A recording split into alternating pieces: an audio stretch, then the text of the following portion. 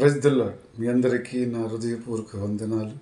మీరందరూ సంతోషంగా ఉన్నారని, మన ప్రభు మన యేసయ్య నూతనమైన వాగ్దానముతో కలువరి ప్రేమ నుంచి అనుదినము తన చిత్తములో తన కృపలో ఆయనిచ్చున్న వాగ్దానం బట్టి మీ కుటుంబం క్షేమం ఉంది కదా.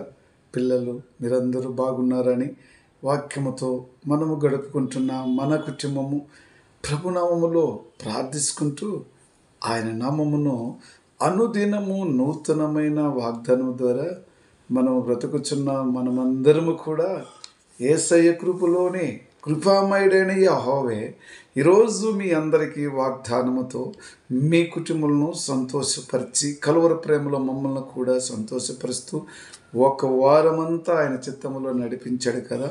తిరగా పునరుత్థాన దినానికి మనందరం కూడా చేరుకొని తన సన్నిధిలో ఆయన వాక్యం విని రుచి చూచేవారుగా మనం ఉండటానికి ప్రభు సహాయం చేసినాడు. దేవునికి స్తోత్రం. మరి ఆయన సన్నిధిలో మనం ఉండి సాక్ష్య బిడ్డలుగా జీవించేవారు ఉంటున్నామా? అయితే ప్రతిదిన వాగ్దానములో అనేక మందికి మనం ఉపయోగకరముగా మీరు సేవ్ చేసి అనేక మందికి షేర్ చేసి యూట్యూబ్లోను వాగ్దానములను వారమంతా మీరు అందరికీ షేర్ చేసినందుకు నా హృదయపూర్వక వందనాలు.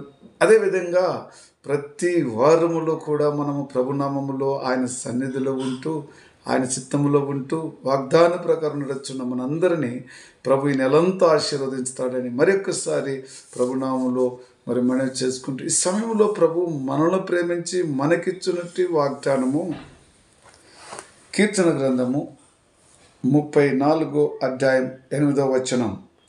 కృపామయుడు యెహోవా ఉత్తముడని రుచి చూచి తెలుసుకునుడి, ఆయనను ఆశ్రయించు నరుడు ధన్యుడు.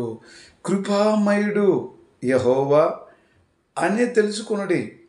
ఆయన రుచి చూసి తెలుసుకున్న ప్రతి బిడ్డ ఆ నరుడు ఈ భూమి మీద ధన్యుడే కదా. తండ్రిని తెలుసుకున్న ప్రతి బిడ్డ కుమారుడు కుమార్తెలు వారు యెరూషలేములోను కుమార్తెలారా మీరు ధన్యులు. మరి భూమి మీద నివాసిస్తున్న ప్రతి ఒక్కరము కూడా ధన్యులని ప్రభు చెప్తున్నాడు కదా. ఎలా ధన్యులని చెప్తున్నాడు? దేనికి చెప్తున్నాడు? యెహోవా కరుణామయుడు దయామయుడు ప్రేమపూరితుడని తెలుసుకొని ఆయన చిత్తానుసారంగా ఉంటూ రుచి చూసి తెలుసుకున్నట్టు ప్రతి కుమారునికి రుచి చూడకుండానే దేవుణ్ణి తెలుసుకోలేం, వాక్యం సత్యమును తెలుసుకోలేం. కాబట్టి ప్రభు అంటున్నాడు మరి ఒక మాట కూడా చూడండి, ఇరిగి నలిగి హృదయము కలిగిన వారికి ఆశనుడు. నలిగిన మనసు కలిగిన వారికి తండ్రి ఆయన రక్షణ చూపిస్తూ అంటున్నాడు. నలిగిన హృదయం కలిగిన వారికి ఆశనుడుగా దేవుడు వారి మధ్యలోనే ఎప్పుడూ ఉంటున్నాడు, నిత్యము ఉంటున్నాడు. వారమంతా మన మధ్యలో ఉన్న మన తండ్రి ఈరోజు అంటున్నాడు, ఇరిగిన హృదయము కలిగి మీరు ఉన్నట్టు వారైతే అద్భుతములు ఆశ్చర్య కార్యములు మీరు చూచెదరు కదా. కాబట్టి దేవుడు మరి ఈరోజు మనతో మాట్లాడుతున్న మాటను బట్టి ఎలాంటి మనసు కలిగి ఉండాలో మనము నలిగిన మనసు కలిగినట్లయితే రక్షణ చూస్తావు. అయితే అంతేకాకుండా భక్తితో కలిగినట్టు బిడ్డలు విశ్వాసము నమ్మకము కలిగి దేవుని నమ్ముకున్న బిడ్డలు ఎవరు ఉంటున్నారో రెండు ఉండాలి, విశ్వాసం ఉండాలి, నమ్మకం ఉండాలి.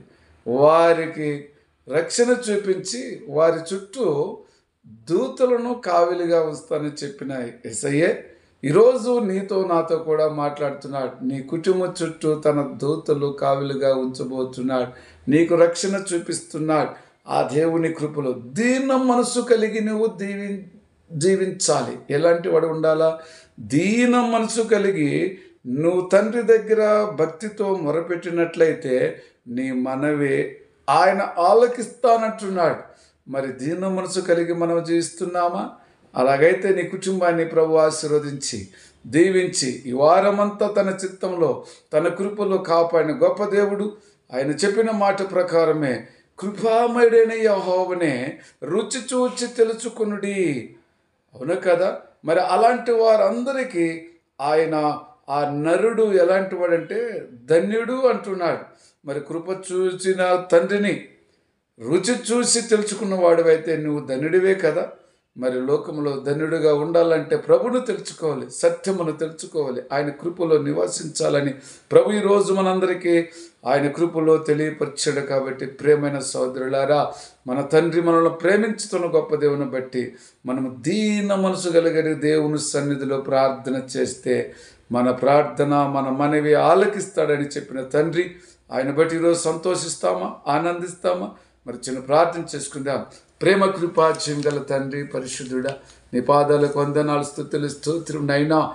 కృపామయుడైన యేసయ్యా నీకు వందనాలయ్యా.